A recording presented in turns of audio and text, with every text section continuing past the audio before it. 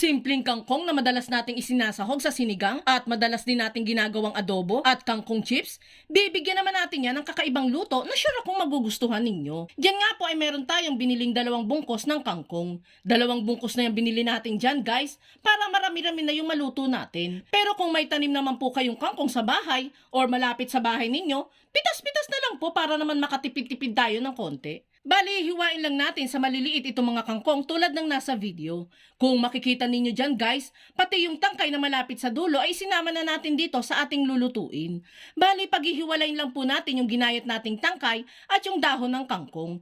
Medyo matigas kasi ang tangkay guys, kaya yan po ang unahin nating lutuin mamaya. Then, maghihiwa naman po tayo dyan ng mga panggisa nating sibuyas at bawang. Chop lang natin yung sibuyas at pinuhin naman ang bawang. After niyan, maghihiwa naman tayo dyan ng nasa 450 grams na pork liempo. Mas masarap pong liempo talaga ang gagamitin natin dito, guys, para may taba at laman na kasama yung pork na gagamitin natin. Pagkatapos mahiwa ang liempo, ay pwede na agad tayong magluto. Dito sa ating kawali ay lalagay lang natin yung hiniwa nating karne. At lalagyan din natin yan ng estimated half cup lang ng tubig. Lulutuin lang natin itong karne dito hanggang sa maglabas na ito ng mantika at maprito natin ito ng bahagya. At kung nanonood ka pa sa puntong ito, ibig sabihin na interesado ka sa kangkong recipe na ipinapakita ko sa inyo. At kung sakali pong magugustuhan ninyo ito, pwede po bang pusuan nyo naman ang video natin? At mag-iwan ka na din po ng comment na delicious kangkong recipe. Maraming salamat po. Fast forward sa pagluluto natin ng karne ay naglabas na ito ng sarili nitong mantika. Makikita ninyo dyan na naprito na natin yan ng bahagya.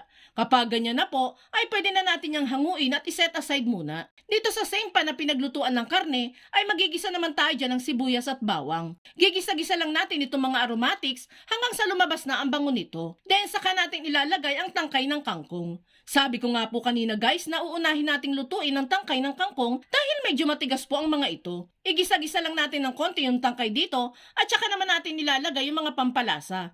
Maglalagay tayo dyan ng seasonings, paminta at asin. Gisa-gisa lang natin yan hanggang sa humalo na ng maigi yung mga pampalasa na inilagay natin. Kayo na po ang bahalang mag-adjust sa mga pampalasa na ilalagay natin dito. Then saka naman natin isusunod dyan yung liempo na prinito natin kanina at itong isang pirasong siling berde. Halu-haluin at igisa-gisa natin ito hanggang sa mag-mix na thoroughly itong niluluto natin. After niyan ay pwede na nating ilagay dito ang 1 cup ng pangalawang pigang gata. Naglagay tayo ng pangalawang pigang gata dito para mas mapalambot pa natin ng maigi yung karni natin. Takpan at hayaang lumambot ang karni dito. Paminsan-minsan ay buksan at halu-haluin ito para naman maiwasang masunog yung nasa ilalim nito. And kapag medyo lumambot na yung mga karne, ay pwede na nating ilagay yung mga hiniwa nating dahon ng kangkong. Sa unang tingin parang ang dami-dami ng kangkong no? Pero maya-maya lang guys, iimpis na yan ng sobra kapag naluto na. Halu-haluin pa natin itong niluluto natin hanggang sa umimpis na ng tuluyan yung kangkong. Then saka naman natin yung tatakpan at hayaan itong maluto. Makalipas lang ang 3 minutes ay buksan at halu-haluin natin ulit itong niluluto natin. At last na nating ilalagay dito ang 1 cup din ng kakanggata. At this point guys ay hindi na natin ito tatakpan.